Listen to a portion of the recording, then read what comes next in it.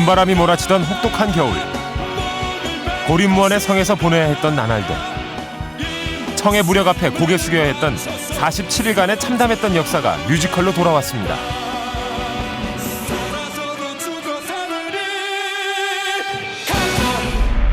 뮤지컬 남한산성.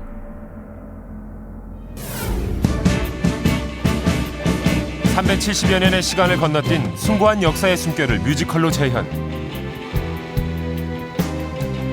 넘치는 열기와 뜨거운 땀방울이 깃든 뮤지컬 남한산성의 주인공들을 만나봤습니다.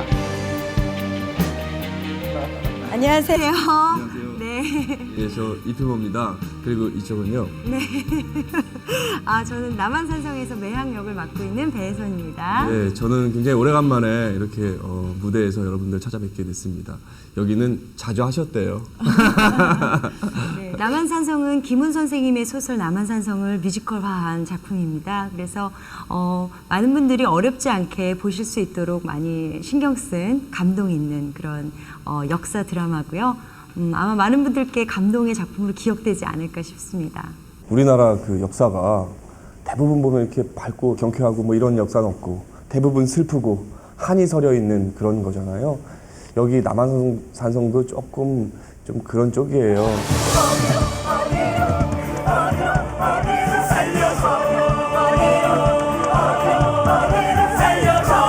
때는 바야흐로 인조 14년. 산성으로 한숨 자러 간다. 외세의 압박에 갖은 수모와 핍박을 받아야 했던 치욕스런 역사의 순간. 뮤지컬 남한산성은 청의 공격을 피해 남한산성으로 피난을 떠나야 했던 병자호란을 배경으로 하고 있는데요.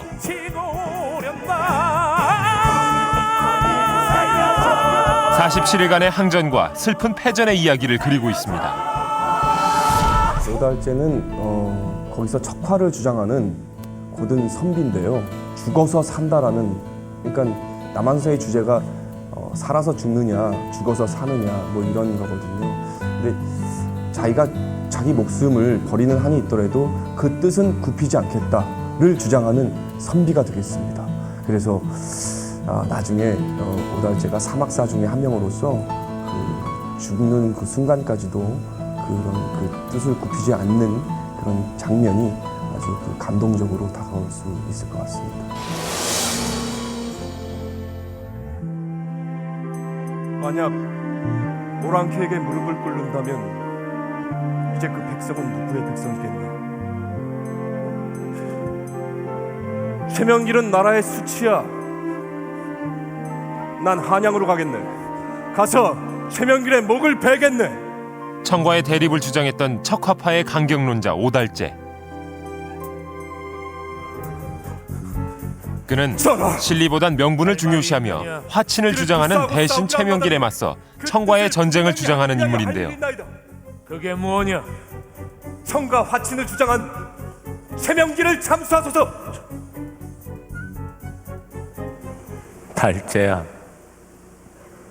넌 참 좋겠다. 하고 싶은 말 다 해버리는 네가 정말 부럽구나. 나라고 왜 할 말이 없겠는가. 하지만 함부로 뱉다가는 밖에 적을 두고 안에 적을 만들까 두렵구나.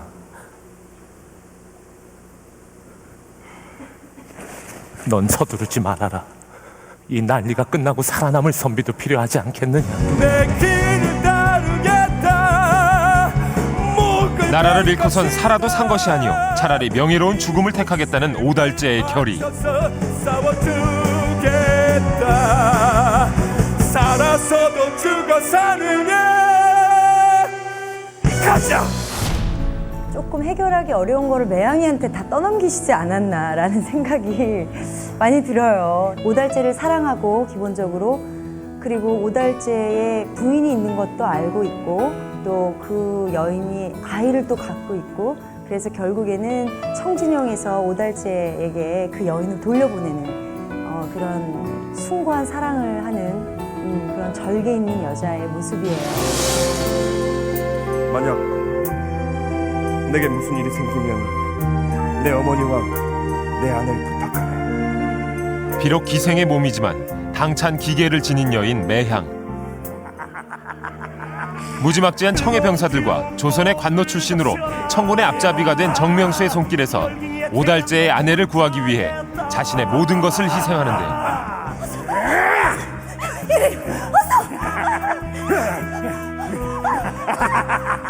어찌하여 입실 출세하신 대인께서 내 몸종을 탐하시오이까?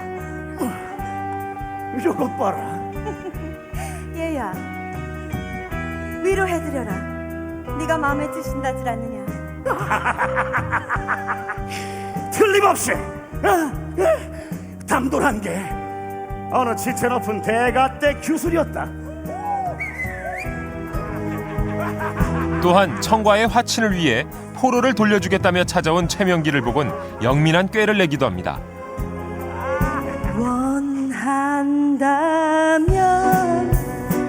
내 마음을 뺏고 싶은 남자란 걸 보여줘봐. 첩첩산 임신 중인 남 씨를 최명길에게 딸려 돌려보내고자 일부러 최명길을 유혹. 소인의 무례함을 용서하시오. 저기 있는 저 여인이 오달째라는 분의 부인입니다. 복중에 그분의 아이가 있습니다. 새빨간 얼굴에 불꽃이 타올라. 사랑하는 정인을 위해 그리고 그가 사랑하는 나라를 위해 모든 것을 희생하는 매양의 아름다운 마음이 고스란히 느껴졌습니다. 아, 난 미치겠어. 너무 아니 이분만 보여. 막 미치겠어. 다들 잘하시는데 그 중에서 이분만 보이는 거. 아무래도 상대역이다 보니까. 아무튼 뭐 오시면요 깜짝 놀라실 거예요. 막 이렇게 막 와 이렇게 알잖아 여기 오는 거. 저는 한편으로는 이해가 가요. 한편으로는 그 사람을 다 차지하는 것만이 그 사랑은 아닐 거고 그리고 또 그 상황이 그렇게 될 수밖에 없었던 상황이 시대적인 어떤 상황이 있었기 때문에 그거조차도 감수하고 가야 되는, 그리고 이 여자의 운명이라는 것이 희생의 삶으로 태어났기 때문에. 병사들아 성곽을 다 불러라. 남한산성 심장을 거친 눈보라처럼 자나무도하게 백성들을 짓밟는 청의 세력. 들어라. 자 이때다 화살을 쏘아라. 그리고 차가운 성에 갇혀 죽어가는 백성들을 지켜봐야만 했던 치욕스러운 역사. 하지만 뮤지컬 남한산성은 패전의 역사가 아닌 그 속에 담겨진 숭고한 희생 정신을 의미한다는데요.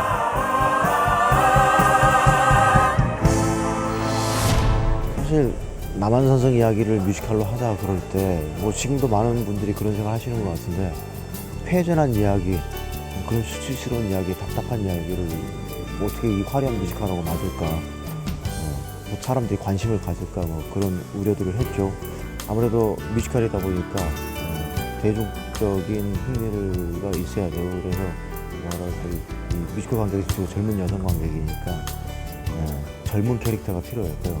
그래서 이 뭐 병자호라는 배우라는 중요한 젊은 캐릭터 중에 하나는 사막사로 끌려갔던 세 분 중에 오달째를 주인공으로 삼았습니다. 그렇습니다. 뮤지컬 남한산성의 배경이나 인물은 역사의 한 페이지를 모티브로 하고 있지만 그 속에 담겨진 이야기는 새롭게 창조된 것이라는데요. 아니 피폐하면 내실을 도모할 수가 없고 내실이 역사나 없으면 소설 속에선 싸우지 실리를 얻기 위해 화친을 주장하던 최명길과 명분을 쫓기 위해 청의 배척을 주장하던 김상헌, 가벼운 죽음으로 무거운 삶을 지탱하겠나이다. 그리고 두 대신 사이에서 갈등하던 인조가 주인공이었지만 그게 재미를 더하기 위해 오달째란 인물을 부각시키고 원작에는 없던 매향이란 인물을 새로 탄생시켰다는 겁니다. 그렇다면 실제 역사와 소설 속의 주인공을 맡았던 최명길과 김상헌의 속마음은 어떨까요? 사실 좀 아쉬움은 있지요. 그러나 이 공연은 관객에게 좀 더 쉽게 친근하게 다가가게 하기 위해서 남녀의 사랑 얘기를 이렇게 부각시키려던 것 같은데, 솔직히 김상헌 역할을 갖다가 남한산성 소설 그대로 해서 그런 인물을 부각시키면서 표현을 하자고 하면 솔직히 저는 캐스팅이 안 됐어야 되거든요. 일단 오달째가 주인공 된 게 참 좋은 것 같고요. 사랑 얘기가 곁들여져서 굉장히 이제 그러면 다양한 어떤 그런 재미가 있어서 저는 참 개인적으로 굉장히 좋습니다. 소설 남한산성이 뮤지컬이 되어 그 화려한 막이 오르기까지 총 2년의 제작 기간. 첫 번째 곡은 프롤로그에 나오는 곡입니다. 하루 12시간씩 매일 이어지는 강행군 속에서도 모두가 한마음 한뜻으로 연습에 연습을 거듭했다고 합니다.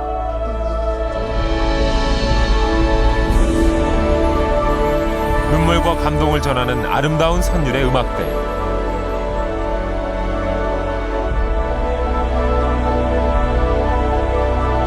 그리고 생생한 역사의 숨결을 담아낸 무대까지. 이 모든 것이 모여 한편의 작품으로 탄생한 것인데요. 특히 청의 황제 홍타이지 칸이 등장할 때는 그의 거침없는 위력을 표현하기 위해 촉수처럼 뻗어나가는 독특한 무대를 선보이기도 했습니다. 청나라 칸이 등장을 할 때 그 큰 인물의 기계를 표현하기 위해서 이렇게 촉수가 쫙 퍼지거든요. 인물의 심적 표현을 좀 도와주는 것, 이런 것들이 좋은 무대라고 생각을 합니다. 또한 혹독한 추위와 핍박의 시련 속에서도 꿋꿋한 우리 선조의 얼을 보여주기 위해 대나무의 이미지를 선택했다고 하는데요. 그래서 나중에 전한 크루 47일간 외로운 항전을 펼쳐야 했던 남한산성의 모습을 재현하기 위해 무대의 80% 정도를 대나무로 표현. 굉장히 선이 강조된 마치 전쟁을 연상케 하는 어떤 그런 오브제. 그것도 역시 다 대나무로 되어 있죠. 대나무, 실제 대나무를 처음에 쓰려고 했어요. 그래서 이제 그 무대 제작소에다가 대나무를 수국을 해서 이렇게 붙여봤더니 이 마디가 너무 작은 거예요. 그래서 먼 거리에서는 이 마디가 없어져서 오히려 더 대나무 같지가 않더라고요. 그래서 제가 다시 부탁을 드려서 마디를 굵게 표현을 해서 이렇게 멀리서 봐도 이 대나무의 질감을 더 확실하게 느낄 수 있도록 다 제작을 손수 해주신 겁니다. 또한 청의 무력에 굴복한 인조의 굴욕을 표현하기 위해 무대 중앙에서 솟아오른 홍타이지의 두 상을 등장시킴으로써 극의 긴장감을 고조시켰는데요.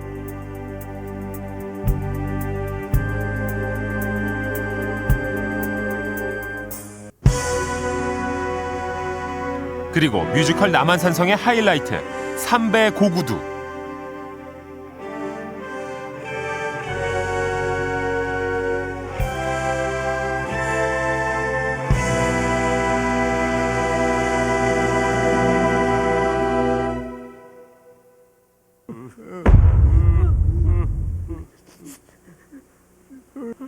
인조의 이미지를 형상화한 인형이 땅바닥에 머리를 조아릴 때마다 점점 커지는 음향 효과로 관객들의 심금을 울리기도 했습니다.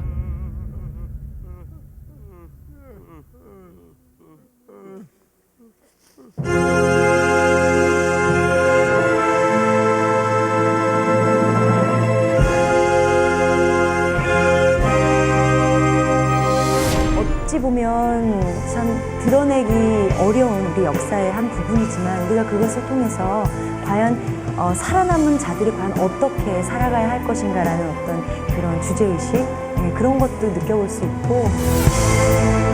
치욕의 역사 속에서 빛난 숭고한 희생과 고든 절개. 부끄럽게 여겼던 치욕의 역사를 기계와 긍지의 역사로 바꿔준 뮤지컬 남한산성이었습니다. 네, 우리